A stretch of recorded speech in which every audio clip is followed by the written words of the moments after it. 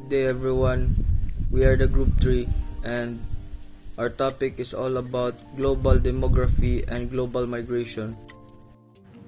In my topic is what is population and demography all about? For me, the population and demography are concerned with the study of human population, their characteristics, and the factors that influence their growth and compositions.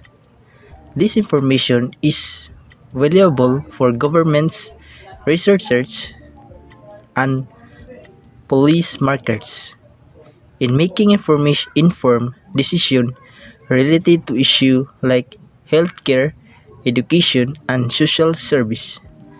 Population or demography are closely related fields of study that focus on understanding human population or their characteristic. Here's a brief explanation of each. Populations refers to the total numbers of people living in particular geographic area on religions. It can encompass various scales from a single city to an entire country or the entire world. Population studies often involve analyzing factors like birth rates, deaths, rates, migration, and age distributions within populations. And that's all. And thank you. Good afternoon, classmates. Good afternoon, sir. The theory of democratic transition is a concept that explores the process of moving from authoritarian or non-democratic forms of government to democratic systems. It is essential to understand how this theory affects the global population. First, we have global spillover effects. It can have a significant impact on the global population. A more democratic and a stable country can contribute to global peace and security. This is because democratic nations often engage in peaceful diplomacy, reducing the likelihood of international conflicts that could harm the global population. Second, we have regional stability. The success of democratic transitions is one country can also influence neighboring nations.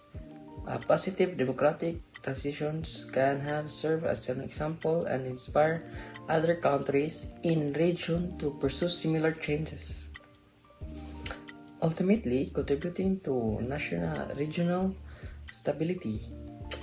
Third, we have human rights and freedom.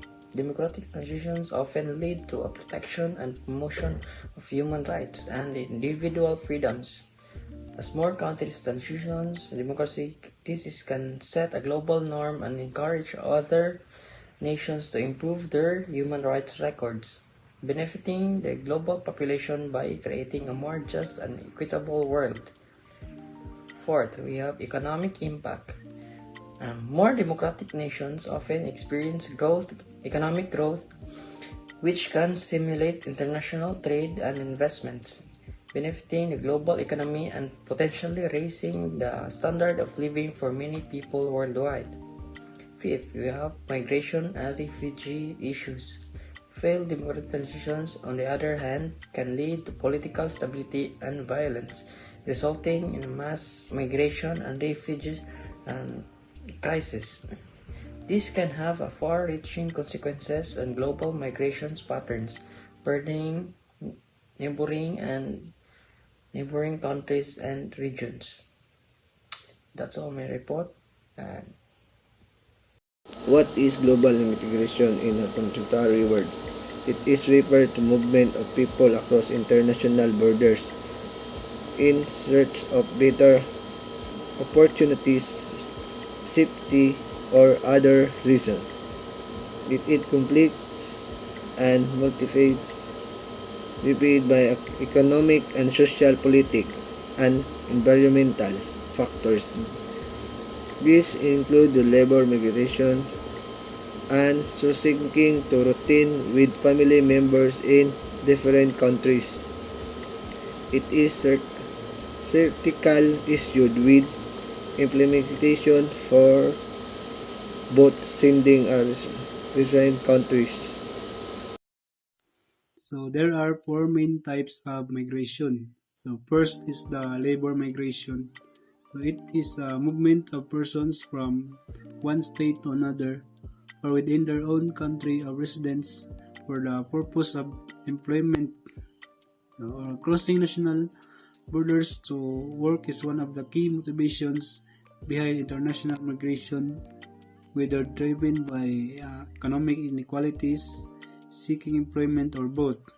The second is forced migration, a migratory movement in which an element of coercion exists, including threats to life and livelihood, whether arising from natural or man-made causes. For example, movements of refugees and internally displaced persons, as well as people displaced by natural or environmental disasters, chemical or natural disasters, famine or development projects.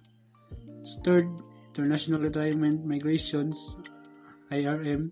This chapter reviews a recent, still unusual but rapidly growing manifestation of affluence and the free movement of capital and people around the world.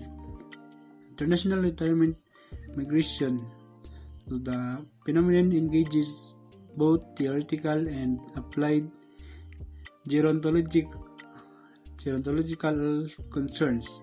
The migrants include some of the most culturally innovative members of the latest cohort of young elderly people, whose approach to old age is positive and developmental and may indicate more widely shared changes in attitudes and aspirations.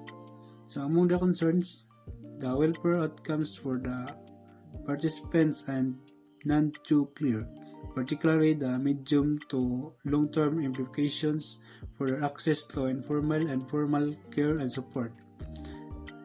It also interests actuaries, demographers, and human services planners because the flows of the potential to change a country's age distribution and the international distribution of government spending on old age income support, health services, and long-term care. And lastly is the internal migration. It is the movement of a group of people, small or large, from one part of a country to another. External migration, on the other hand, is the movement of a group of people from one country to another. For instance, the movement of people from the United States to the region of Tias in Mexico during the 19th century was an example of external migration. So, the movement of people today from Arkansas to the state of Texas is an example of internal migration. So, external migration is usually referred to as immigration. There are many examples of internal migration. One example is the massive number of people moving from colder states in the United States to Florida, which has had a significant population growth due to domestic migration since 2010. Why there is global migration? Global migration occurs for possible reasons and its complex phenomenon influenced by economic, social, political, and environmental factors. Some key reasons for global migration include: first is economic opportunities. Many people migrate in search of better job prospects, higher wages, and improved living standards. This is particularly common in regions with significant disparities in wealth and employment opportunities. Second is escape from conflict and violence. Political instability, armed conflict, and persecution can force people to flee their home countries in search of safety and security in other nations. Third is education and skill enhancement. Individuals often migrate to pursue higher education, gain specialized skills, or access training and development opportunities that may not be available in their home countries. Fourth is family reunification. People may migrate to join family members who have already settled in other country. This is often driven by a desire to live together and provide a better future for their families. The fifth is natural disasters and environmental factors. Environmental events such as hurricanes, floods, droughts, and other natural disasters can lead to displacement as people seek refuge in safer areas. Six is healthcare and quality of life. Some individuals migrate to access better healthcare service, including specialized medical treatments and facilities that may not be able to in their home countries. Political and social freedom. People may migrate to escape political oppression, restrictions on personal freedoms, or discrimination based on factors like race, religion, or gender. Urbanization and industrialization. Rural to urban migration is common as people seek opportunities in growing cities, often driven by promise of employment and better living conditions. It's important to note that each individual's decision to migrate is influenced by a unique combination of these factors. Additionally, politics, laws, and regulations in both sending and receiving countries play a significant role in shaping the patterns and outcomes of global migration. My topic is all about the advantages and disadvantages for sending countries. So, I have 4 examples of advantages for sending countries. Number 1, remittances. Immigrants often send money back to their home countries, which can contribute significantly to the economy. Number 2, reduced unemployment. Migration can ease employment pressure in sending countries by reducing the local workforce. Number 3, skill transfer. Immigrants may gain new skills abroad and bring them back, potentially benefiting the sending country's economy. And lastly, number 4, diaspora networks, which migrants can form diaspora communities that promote investments and trade with their home country. And here are some disadvantages for sending countries. Number 1, brain drain. Losing skilled workers can be detrimental to the sending country's development and healthcare sectors. Number 2, demographic challenges, which is outmigration, can result in aging populations and imbalanced gender ratios in sending countries. And number 3, social costs, which is family left behind may face social challenges and emotional strains due to separation. And lastly, number 4, dependency on remittances. Over-reliance on remittances can lead to economic instability if they decline. That's all. Hi, my name is Ken Sidney Carlos Camara, and I'm here to talk about the advantages and disadvantages of the receiving countries. First is the advantages for receiving countries. So first is the labor first growth. Immigration can help address labor shortages in sectors with high demand for workers. Second is cultural diversity. Immigration enriches the cultural fabric and brings diversity to the receiving country. Third is economic growth. Immigrants can contribute to the economy through taxes, entrepreneurship, and innovation. Fourth is the filling skill gaps. Highly skilled immigrants can fill specialized positions that might be lacking domestically. And the other is the disadvantages for receiving countries.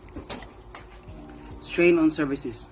Large-scale immigration can strain public services like healthcare and education. Second is integration challenges.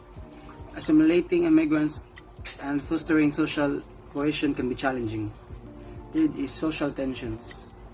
Immigration can sometimes lead to social tensions and discrimination. Fourth is economic competition. Immigrants can face challenges in the job market, potentially leading to wage suppression for certain workers.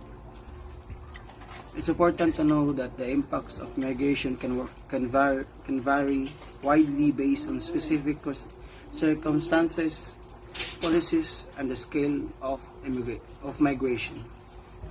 So,